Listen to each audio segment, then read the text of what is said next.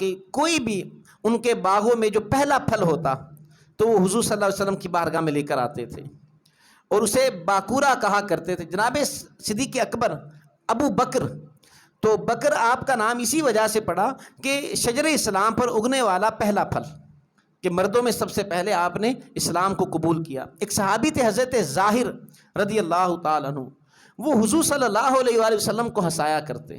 جب کبھی دیکھتے کہ حضور غمگین ہیں تو کوئی چٹکلا، کوئی ہنسی والی بات سنا دیتے. دیکھتے کہ کوئی بھی آتا ہے اپنی پریشانی لے کر آتا ہے، اپنے دکھڑے لے کر آتا ہے، دعا فرما دیں، یہ نہیں ہے دعا فرما دیں، یہ اللہ مجھے عطا کر دے، صحت نہیں ہے دعا فرما دے اللہ صحت دے دے.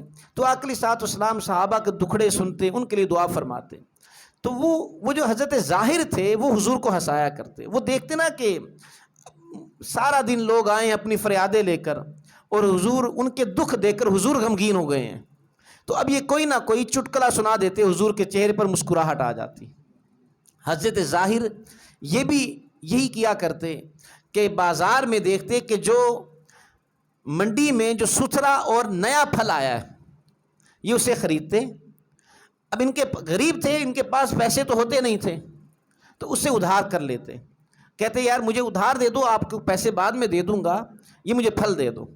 اب وہ جو ستھرا تازہ اور موسم کا پہلا پھل ہوتا وہ لیتے اور آقا علیہ السلام کی بارگاہ میں لے آتے. یا رسول اللہ میری طرف سے قبول فرمائیں. حضور قبول فرماتے، انہیں دعائیں دیتے.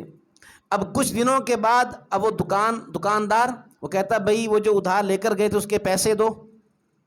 اب حضرت ظاہر کے پاس پیسے تو ہوتے نہیں تھے، غریب تھے، اس کا ہاتھ پکڑتے حضور کی بارگاہ میں لے آتے اور آقا علیہ السلام سے عرض کرتے یا رسول اللہ جو اس دن آپ کو جو پھل دیا تھا اس کے پیسے دے دیں.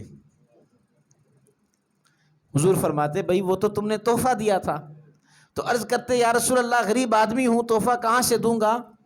دیکھتا کہ اچھا پھل ہے اور موسم کا پہلا پھل ہے تو میرے دل نے چاہا سب سے پہلے آپ ہی کھائیں، تو میں ادھار لے کر آ گیا آپ کے پاس. حضور پھر مسکرا پڑتے، اس کی قیمت بھی ادا کرتے، اس کو پھر دعائیں دیتے.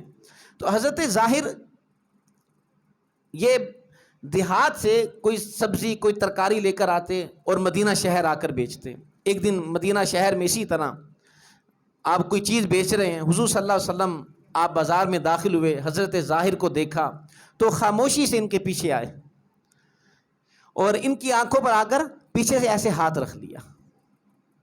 اب انسان اب ہاتھ بھی رکھا ہوتا ہے، گفتگو بھی نہیں کرتا اور اشارے کے ساتھ اسے کہتا بتاؤ میں کون ہوں. اب حضور ہاتھ رکھیں اور حضرت ظاہر کو پتہ نہ چلے، ایسا تو تھا نہیں. حضرت ظاہر کو پتہ تو چل گیا حضور ہیں، لیکن اگر بتاتے کہ یا رسول اللہ میں نے آپ کو پہچان لیا تو حضور نے ہاتھ ہٹا دینے تھے. تو یہ بتا نہیں رہے. حضور نے آنکھوں پر ایسے ہاتھ رکھے ہوئے.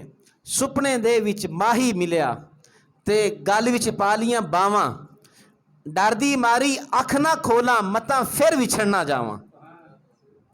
بتا نہیں رہے گا، اگر بتا دیا تو حضور نے ہاتھ ہٹا دینے ہیں. تو یہ پیچھے ہوئے اور اپنی پشت کو حضور کے سینے کے ساتھ ایسے مسلنا شروع کر دیا.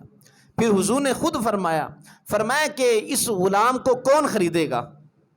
تو عرض کرتے ہیں کہ یا رسول اللہ اس غلام کی کوئی قیمت نہیں ہے، اسے تو کوئی پھوٹی کوڑی میں بھی نہیں خریدے گا. حضور نے فرمایا تمہیں کیا پتا اللہ کی بارگاہ میں تمہارا کتنا مقام ہے.